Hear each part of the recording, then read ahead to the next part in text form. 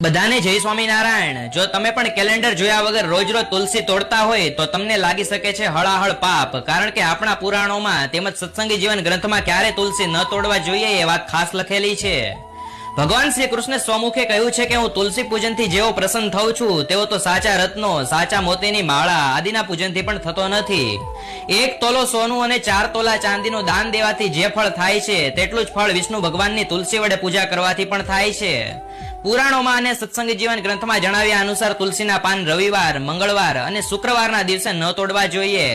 આ ઉપરાંત એકાદશી, બારસ, અમાસ અને પૂનમના દિવસે પણ તુલસી તોડવાથી મહાપાપ લાગે છે। તેમજ મકર સંક્રાંતિના દિવસે અને ઘરમાં કોઈ વ્યક્તિનો જન્મ થયો હોય તો તેનું નામકરણ ન થાય ત્યાં સુધી તુલસી ન તોડવા જોઈએ। તેમજ ઘરમાં કોઈ વ્યક્તિનું મૃત્યુ થયું હોય તો 2 મહિના સુધી તુલસીના પાન ન તોડવા જોઈએ। આ વિડીયોને લાઈક અને ચેનલને સબસ્ક્રાઇબ જરૂર કરજો।